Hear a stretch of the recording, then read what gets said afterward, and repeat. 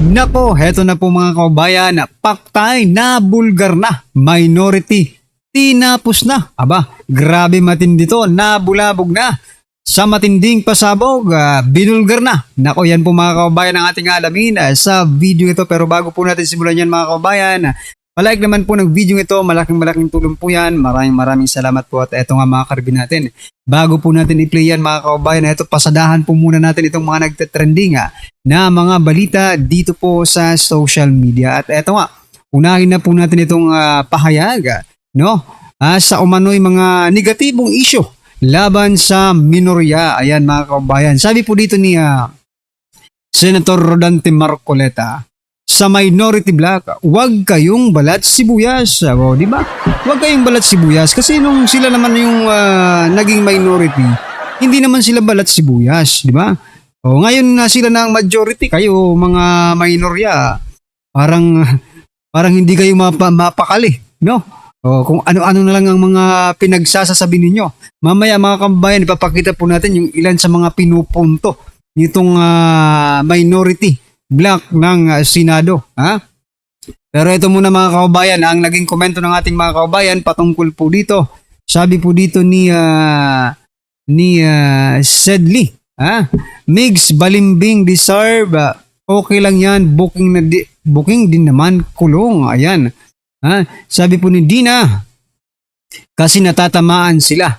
But this message is for everybody. Ayan mga kababayan, ha? Tinatamaan nga sila. Galing mo, Lodi, sabi po ni Toms. Ayan. Sobiri, walay ayo. Di ka na makakatikim nga boto sa Mindanaon. Hudas sa Subiri. Ayan ha. Hala, meron pa naman nagsabi kung di daw aamin yung meeting na yon sa Soler. Parang may koneksyon. Aray ko po ha. Yung mga minority, hindi balat sibuyas, balat buwaya. Oo nga. Tama itong observation ni Sam. Oh, yung mga minority, mga kaubayan, hindi sila balat sibuyas. Masyadong manipis ang balat ng sibuyas, kaya sila po ay balat buwaya. Di ba? Good job. Di ba? Ito po, sabi po dito ni Bernie, napa-research tuloy ako sino may-ari ng Solera. Siya yung bayong the hands behind, aray ko po. Bounce back, aray ko peng. Ayan mga kabayan. Ano pong masasabi nyo dito sa pinupunto no ni Senator Rodante Marcoleta na mga balat sibuyas itong mga minority black? Ayan. O ito, pasadahan po natin itong ilan sa mga minority black senators. Unahin na po natin itong si Erwin Tulfo. Si Raffy Tulfo pala mga kababayan. Sabi niya po kasi dito mga karibin natin, pinagtatawanan na po tayo. Nakakahiya na po. Aray ko po. Parang ngayon ka lang nagkahiya. Nagkaroon ng hiya. Nung panahon ng loto, hindi ka nahiya. Diba? Sabi ng taong bayan, ipagpatuloy na yung investigasyon sa loto. Pero anong ginawa mo? Anong ginawa mo, Senator, sino ito? Raffy Tulfo. Diba? Tinigil mo. Kasi nga, di ba, sabi ng iba ay nabilyunan, namalitahan mga kababayan. Tapos ngayon, sa pamumuno ni Senate President Cayetano, sasabihin mong nakakahiya na po, pinagtatawanan na po tayo at nakakahiya na po. Di ba? Pero nung panahon po ni former Senate President Soto, hindi mo naman sinabing pinagtatawanan tayo. Mukhang komedyante kayo dyan sa Senado sa panahon po ni Soto, di ba? Nagkapalitan lang ng liderato, pinagtatawanan na agad yung institusyon ninyo, yung Senado. Hindi acceptable mga kababayan, di ba? Pinagtatawanan kayo dahil nakakatawa naman talaga kayo. Kung kailan nagkaputukan na wala kayong lahat, saan ba kayo na pumunta? Di ba? Saan kayo nagtago? Saan kayo pumunta? Di ba? Yun ang tanong, Senator Tulfo. Bakit nagsiuwian kayo? Diba? Alright, ito po mga kababayan ang naging komento ng ating mga kababayan patungkol dyan. Sabi po dito ni George, may hiya ka pa ba? Ayan, sabi po ni George Iscomo, may hiya ka pa ba, Senator Raffy Tulfo? Nako. Sabi po ni Dan, Tulfo skills is marital problems in squatter area. Ayan, yan po yung ano nila yan po yung pinaka, ano nila, tawag dito,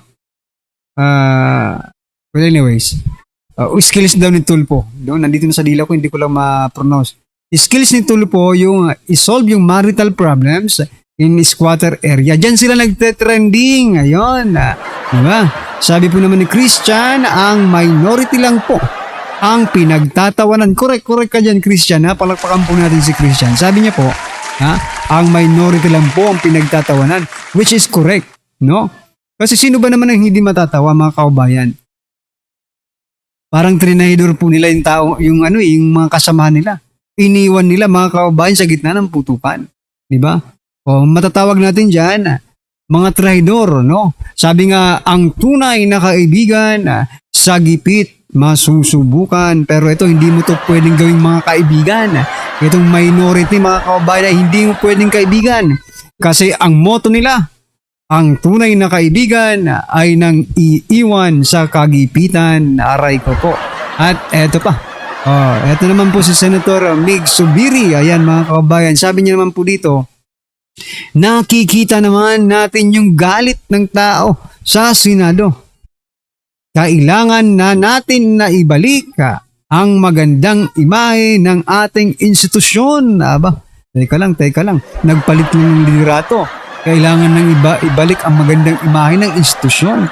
Nako, sa panahon ba ni former President Soto maganda ang imahe ng institusyon? Tatanong lang po, mga kaubayan, bilang isang ordinaryong Pilipino at taga-subaybay sa politika. Diba?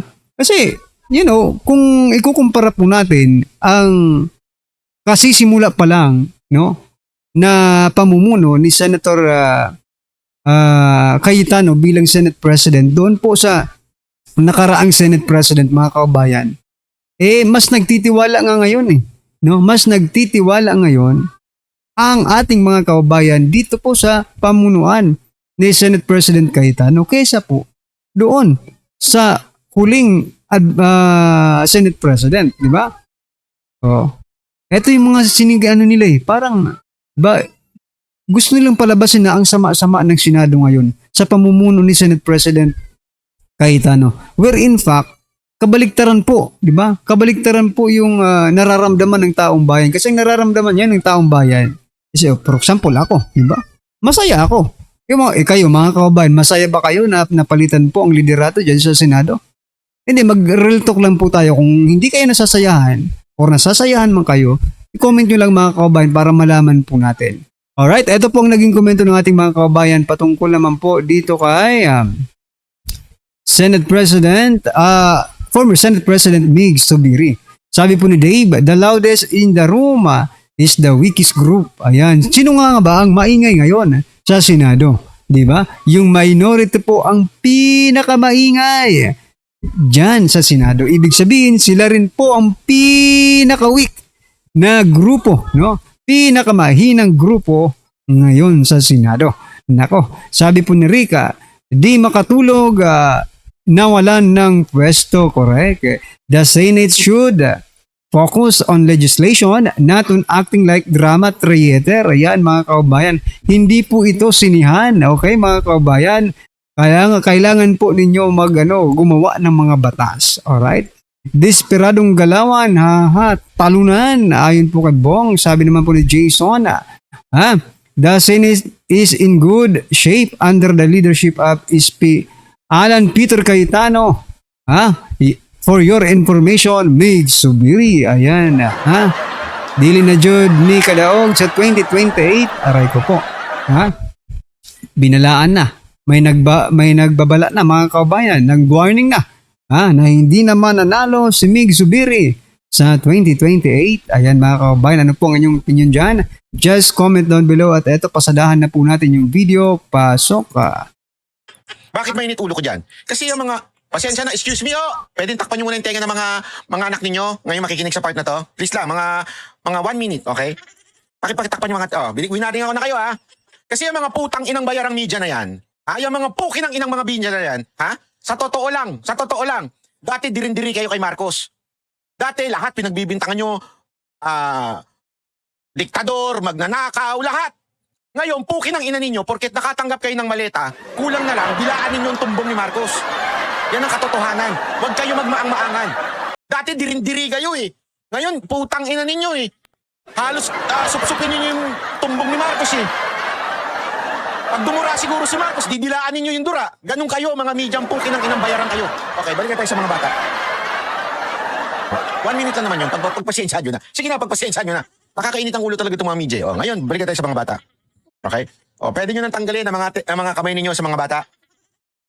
Next time po, pag gano'n, imimute nyo na lang. O, magwa-warning na lang ako.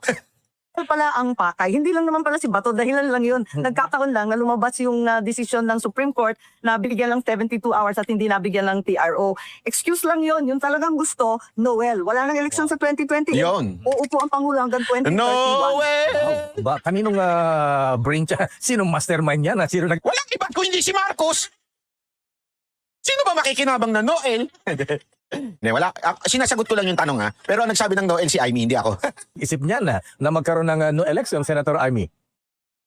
Nakalakay, di ba maalala ninyo, bago magbotohan sa impeachment, lalo na yung Visayas and Mindanao Congressman, ayaw bumoto talaga sa impeachment. Ang Ayaw. problema, unang-una, inalok sila ng 20 million pesos cash. Pagkatapos, 200 million ang kanilang infrastructure, hard projects. Makakasali na naman ng flood control dyan, ewan. Ikatlo, ang third incentive, wag daw pansinin ang mga simbahan, wag daw pansinin ang Visayas, Mindanao at DDS kung re-electionist ka kasi walang eleksyon. Huwag kayo mag-aalala. 3 taon na extra ang ibibigay dahil sa CONAS. Yun talaga pala ang pakay. Tapos yung budget, ayan na, yung budget, yung flood control, nahihintuin kasi limpak-limpak na yung dokumento, hindi na kayanin na takpan, lahat yan ihihinto na lang. Kung magkaroon po, Pala yun. kung magkaroon po ng no election at magkaroon ng term extension, Senator Amy, ayaw niyo ba ma-extend ang termino ng yung ading Pangulong Bongbong Marcos? Alam naman ninyo, puro kababalaghan na nangyayari. Bagsak na bagsak ang ating ekonomiya. Ang tao hirap na hirap. At hindi natututukan ang tunay na problema. Nung isang araw, 35 days na lang yata yung gasolinan natin. Yun ang bilang. Bakit hindi yan ang tinututukan imbis na politika ng 2028? May Correct. 2027 pa naman. Tsaka na lang ninyo bagsakan lang kung ano-anong insulto at patawan lang kung ano-anong kaso. Pero in the meantime, hindi ba pwedeng tutukan yung issue? Diyan sa atin, sa Ilocos, yung mangga, pinamimigay ko na lang dito sa Maynila dahil hindi na inaani sa atin. Wala naman daw silang pambili ng krudo para i-truck sa Maynila at ibenta. Ganyan din sa Baguio, yung pechay, di na, nabubulok lang dyan sa lupa. Sa bukid lahat ng mga inaani. Pagkat wala naman, pambili ng krudo. Tapos, nagtataas na ng bilihin. Nako, maraming problema talaga. Bakit hindi na lang yun ang tutukan? Yun. Nabanggit niyo rin kanina, ayan totoo yan, Senator Amy, madami nagreklamo niyan. Iba ang focus ng administrasyon. Ayan, Mismo. more on politics yata. Pero bago yan, Oo, talagang very political masyado. Tapos, yun na lang ang tinutukan day and night. Nako, pambihira naman. Paano yung ating mga bat? Nako, minadali kami sa excise tax. Nabigyan daw sila ng excise tax. Hanggang ngayon, hindi naman tinatanggal yung excise tax sa crudo, sa diesel, sa gasolina. Bakit pa kami minadali? Hindi naman pala gusto na. Nakailang buwan na tayo. Wala naman. Yung ibang bansa, kung ano-ano ang plano nila, kung ano-ano. Yung ayuda natin, one time, big time, 3,000 pesos. naku, ba't parating nag-aang si Senator Amy? Ano nga sa signal niya? Ayan. Ginugurgur. Yun. Ayan. At wala lang sumunod, walang plano. Doon nakakapiko Okay. Senator Amy, balikan natin si Senator Bato de la Rosa, yung kanyang petition for TRO sa Supreme Court. Denied. Pwede nang arestuhin ang Senator Bato. Ayan. Bilang makakampi niya sa mayorya. Ayan. Ano ang gagawin nyo? Anong tulong na magagawin nyo kay Senator Bato de la Rosa? Hindi namin pinagtatakpan o tinatago si Senator Bato. Hindi siya fugitive from justice. Parang pinapalabas na pwede na siyang damputin. Samantalang may proseso to. Sumunod lang tayo sa batas. Mismo yung Korte Suprema nagbigay ng oras. Ngayon naglabas na sila. Pero mahirap mag-comment kasi hindi ko alam ang basehan ng kanilang desisyon pagkat sa Lunes pa daw ipapakita yung kanilang hatol at yung desisyon mismo. Pero sa akin, kinakailangan para talagang sundan. Kung hindi nasunod kay Presidente Duterte, sundan naman natin ang ating konstitusyon at ang ating Yun. mga batas. Ang proseso, Mismo. pag foreign warrant, kailangan padala sa Pilipinas through Interpol. Ang katuwang ng Interpol yung Philippine Council on Transnational Crime. Ipadala sa PCTC. Ang PCTC dapat pupunta sa korte na Pilipino at kumuha ng lokal na warrant. Hindi sakop ng ICC ang Pilipino. Kailangan Yun. makisuyo sila dito sa lokal. Hindi na nga tayo member dyan sa ICC. Kaya nagtataka ako bakit ang dami kumikselang NBI, kumikselang CIDG, kung sino-sino. Dapat yung Hindi, alam nyo, lumalabas talaga ngayon. Walang iba mastermind sa pagkukuha kay Bato ay ang presidente. Wag na natin papagandahin pa yung kwento. Hindi naman po gagalaw si Batibag nang walang utos ng presidente. O sasabihin nyo ba, utos ng sekretary? Hindi naman gagalaw si sekretary na walang utos ng presidente. Yung presidente talaga ang gusto magpakulong kay Bato. Ngayon, ang tanong na lang, bakit? Anong motibo? Huwag na tayo magpaligoy-ligoy pa doon sa para hustisya. Ulul. Walang hustisyang ganyan. Gusto ninyo talagang maubos ang mga kaalyado ni Pangulong Duterte at ni BP Sara Duterte. Tandaan ninyo, sabi ko nga sa inyo, ito yung paulit-ulit namin sinasabi. Doon pa lang sa panahon ni Pastor Kibuloy, doon pa lang, inuunti-unti na eh.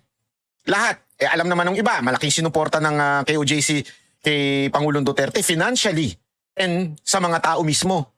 Pati mismo buong network. Kasi alam mo, si Pastor, pag tumulong, todo yan eh. Talagang hindi politiko yan, todo talaga yan. So yan mga kababayan, ano po ang inyong opinion, reaksyon patungkol po sa video ito? Just comment down below mga karabin natin. At syempre, huwag pong kalimutang i-like ang video ito. Malaking tulong po yan. Maraming salamat po.